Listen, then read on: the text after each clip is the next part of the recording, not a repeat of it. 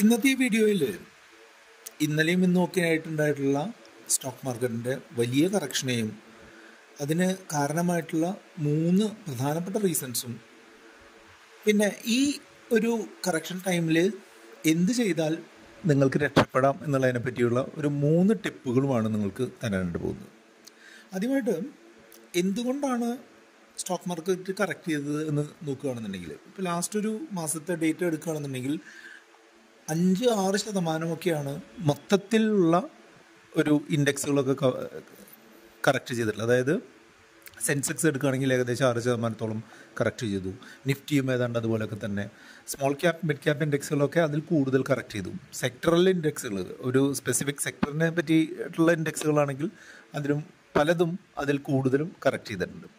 അപ്പോൾ പ്രധാനമായിട്ടുള്ള 3 കാരണങ്ങളെ പറ്റി പറയുകയാണെന്നുണ്ടെങ്കിൽ, ഈ ക്വാർട്ടർലി റിസൾട്ട്, അതായത് കമ്പനികൾ, നമ്മളുടെ സ്റ്റോക്ക് മാർക്കറ്റിൽ ലിസ്റ്റ് ചെയ്തിട്ടുള്ള കമ്പനികളുടെ റിസൾട്ടുകൾ, അവരുടെ വരവ് ചെലവുകൾ അനുസരിച്ചുള്ള ഓരോ 3 മാസത്തെയും റിസൾട്ടുകൾ നോക്കുകയാണെന്നുണ്ടെങ്കിൽ ഈ രണ്ടാം പാദ ഫലങ്ങൾ വളരെ ഡിസപ്പോയിൻറ്റിംഗ് ആയിരുന്നു എന്നുള്ളതാണ് ഏറ്റവും പ്രധാനപ്പെട്ട ഒരു റീസൺ. അതായത് മാർക്കറ്റ് ഈ റിസൾട്ടുകളൊക്കെ അത്യാവശ്യം നല്ല രീതിയിൽ വരും എന്ന് പ്രതീക്ഷിച്ചിരുന്നു.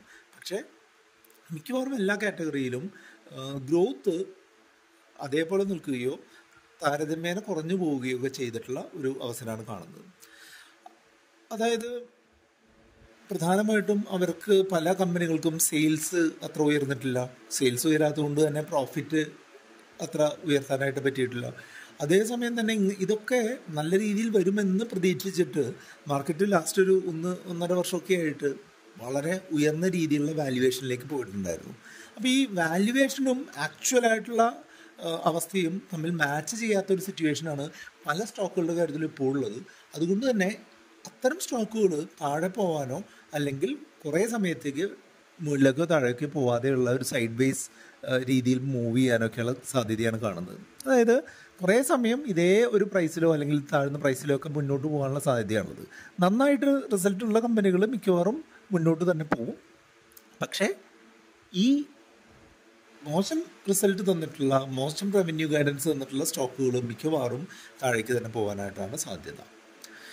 രണ്ടാമത്തെ പ്രധാനപ്പെട്ട റീസൺ എന്ന് പറഞ്ഞിട്ടുണ്ടെങ്കിൽ, റേറ്റ് കട്ടുകൾ നടക്കും എന്നുള്ളൊരു പ്രതീക്ഷയുണ്ടായിരുന്നു. അതായത് ബാങ്കുകൾ അതിൻ്റെ വായ്പാ പരിധികൾ അല്ലെങ്കിൽ വായ്പാ നിരക്കുകളൊക്കെ കുറയ്ക്കും എന്നുള്ളൊരു പ്രതീക്ഷയുണ്ടായിരുന്നു. അതിൻ്റെ പ്രത്യേക സമയവും ആൾക്കാർ പ്രതീക്ഷിച്ചിരുന്നു. ഏകദേശം ഈ ഒക്ടോബർ, നവംബർ, ഡിസംബർ മാസങ്ങളിലൊക്കെ ഒരു റേറ്റ് കട്ട് വരും എന്നുള്ളൊരു പ്രതീക്ഷയിലിരുന്ന ആളുകൾ. പക്ഷേ അത് വരും എന്നുള്ളൊരു പ്രതീക്ഷ സ്ഥലത്തായിരിക്കുകയാണ് എന്നുള്ളതാണ് പ്രധാനമായിട്ടും വരുന്ന അടുത്തൊരു പ്രശ്നം. മറ്റൊന്ന്, ഞാൻ കഴിഞ്ഞൊരു വീഡിയോയിൽ പറഞ്ഞിട്ടുള്ളത് പോലെ മൂന്നാമത്തെ ഒരു റീസൺ എന്ന് പറഞ്ഞിട്ടുണ്ടെങ്കിൽ, ഈ ഫോറിൻ ഇൻസ്റ്റിറ്റ്യൂഷൻ ഇൻവെസ്റ്റേഴ്സിൻ്റെ മറ്റുള്ള സ്ഥലങ്ങളിലേക്ക് ഫണ്ട് മൂവ് ചെയ്യുന്ന, പ്രത്യേകിച്ചും ചൈനയിലേക്കൊക്കെ ഫണ്ട് മൂവ് ചെയ്യുന്ന കാര്യങ്ങളാണ്. അപ്പോൾ ഈ പ്രധാനപ്പെട്ട ഒരു റീസൺ എന്ന് പറഞ്ഞിട്ടുണ്ടെങ്കിൽ, നമ്മളുടെ കമ്പനികൾ ഇൻവെസ്റ്റർമാർ ഉദ്ദേശിക്കുന്ന അത്ര നല്ല രീതിയിൽ വളരുന്നില്ല. അത് ഒരു പ്രശ്നമാവുമോ എന്നുള്ള ഒരു പേടി തന്നെയാണ് ഈ സ്റ്റോക്ക് മാർക്കറ്റ് ഇപ്പോൾ കറക്റ്റ് ചെയ്യാനുള്ള പ്രധാനപ്പെട്ട കാരണം. ഇനി ഈ കറക്ഷനുകളെല്ലാം തന്നെ ഒരു സ്റ്റോക്ക് മാർക്കറ്റിൽ ഇൻവെസ്റ്റ് ചെയ്യുന്നവരെ സംബന്ധിച്ചിടത്തോളം സാധാരണ നടക്കുന്ന കാര്യമാണ്.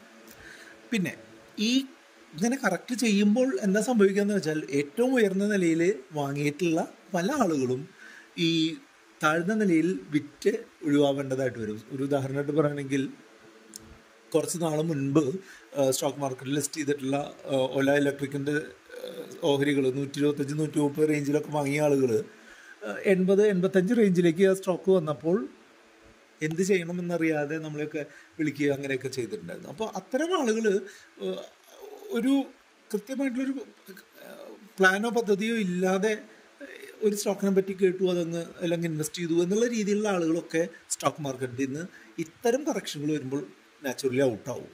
സ്റ്റോക്ക് മാർക്കറ്റിൽ നിലനിൽക്കുക, കൃത്യമായിട്ട് കാര്യങ്ങൾ മനസ്സിലാക്കി നമ്മളുടെ ഉദ്ദേശങ്ങൾക്ക് അനുസരിച്ച് ഇൻവെസ്റ്റ് ചെയ്ത് കൊണ്ടുപോകുന്ന ആളുകൾ മാത്രമേ സ്റ്റോക്ക് മാർക്കറ്റിൽ നിൽക്കുകയുള്ളൂ. അല്ലാതെ ആരെങ്കിലും പറയുന്നത് കേട്ട്, എവിടെയെങ്കിലും ആരെങ്കിലും കുറേ പൈസ ഉണ്ടാക്കി എന്നുള്ളത് കേട്ട് സ്റ്റോക്ക് മാർക്കറ്റിലേക്ക് വരുന്ന ആളുകൾ ഇങ്ങനെ വരുന്ന കറക്ഷനുകളിൽ സ്റ്റോക്ക് മാർക്കറ്റിൽ നിന്ന് പുറമെ പോവുകയാണ് പതിവ്. ആ പതിവ് ഇപ്പോഴും ആവർത്തിക്കുമെന്നുള്ളത് തന്നെയാണ് നമുക്ക് മനസ്സിലാക്കാൻ സാധിക്കുന്നത്.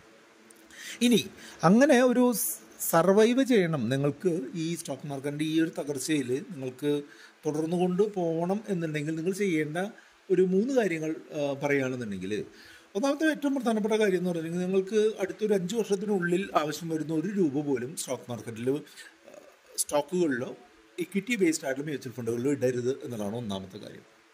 രണ്ടാമത്തെ കാര്യം എന്താണെന്ന് വെച്ചാൽ, നിങ്ങൾ SIP രീതിയിൽ നിക്ഷേപിക്കുന്ന ഒരാളാണ്. സ്റ്റോക്കിലോ മ്യൂച്വൽ ഫണ്ടിലോ ഓരോ മാസവും അല്ലെങ്കിൽ ഓരോ ആഴ്ചയും അല്ലെങ്കിൽ ഓരോ ദിവസവും ഇത്ര രൂപ വെച്ച് ഇടും എന്ന് ഉദ്ദേശിച്ച് അത് എക്സിക്യൂട്ട് ചെയ്തുകൊണ്ടിരിക്കുന്ന ആളാണെന്നുണ്ടെങ്കിൽ ആ കാര്യം നിങ്ങൾ ഇപ്പോഴും കണ്ടിന്യൂ ചെയ്യണം. മൂന്നാമത്തെ ഒരു കാര്യം എന്താണെന്ന് വെച്ചാൽ, സ്റ്റാഗേർഡ് ആയിട്ട് ഇൻവെസ്റ്റ് ചെയ്യുക. നിങ്ങൾ എപ്പോഴെങ്കിലും സ്റ്റോക്ക് മാർക്കറ്റ് തകരുമ്പോൾ നിങ്ങൾക്ക് അഡീഷണൽ ആയിട്ട് നല്ല സ്റ്റോക്കുകളിലേക്ക് ഇൻവെസ്റ്റ് ചെയ്യാൻ താല്പര്യമുണ്ട് എന്ന് കരുതി നിങ്ങൾ എടുത്തു വെച്ചിട്ടുള്ള പൈസ, ഇപ്പോൾ ഒരു 5 ലക്ഷം രൂപ എടുത്തു വെച്ചിട്ടുള്ള ഒരാൾക്ക് 1 ലക്ഷം രൂപയൊക്കെ ഇൻവെസ്റ്റ് ചെയ്യാൻ പറ്റുന്ന നല്ലൊരു സമയമായിട്ടാണ് ഞാൻ പേഴ്സണലി കാണുന്നത്. അതുകൊണ്ട് തന്നെ ഒരു സെറ്റ് ഓഫ് ഇൻവെസ്റ്റ്മെൻറ്റ് നടത്താൻ പറ്റുന്നൊരു അവസ്ഥയായിട്ടാണ് ഞാൻ ഇതിനെ കാണുന്നത്. എപ്പോഴും നിങ്ങൾ ഒരു പ്ലാനിനനുസരിച്ച് നിങ്ങൾ ഇൻവെസ്റ്റ് ചെയ്യണം. അല്ലാന്നുണ്ടെങ്കിൽ ആരെങ്കിലും പറയുന്നത് കേട്ട് എന്തെങ്കിലുമൊക്കെ ചെയ്തു കഴിഞ്ഞാൽ സ്റ്റോക്ക് മാർക്കറ്റ് തട്ടിപ്പാണ് എന്ന് പറഞ്ഞുകൊണ്ട് സ്റ്റോക്ക് മാർക്കറ്റിൽ നിന്ന് പുറത്തേക്ക് പോകാനേ നിങ്ങൾക്ക് സാധ്യതയുള്ളൂ. അപ്പോൾ ഇതിനെപ്പറ്റി കൂടുതൽ എന്തെങ്കിലും ഒരു ഡയറക്ഷൻസ് വേണം, എന്തെങ്കിലും സപ്പോർട്ട് വേണമെന്നുണ്ടെങ്കിൽ നമ്മുടെ വാട്സപ്പ് നമ്പറായിട്ടുള്ള 8848030018 നിങ്ങൾക്ക് കോൺടാക്ട് ചെയ്യാം. വീഡിയോ ലൈക്ക് ചെയ്യാനും കമൻറ്റ് ചെയ്യാനും കൂട്ടുകാരും ഷെയർ ചെയ്യാനും മറക്കരുത്.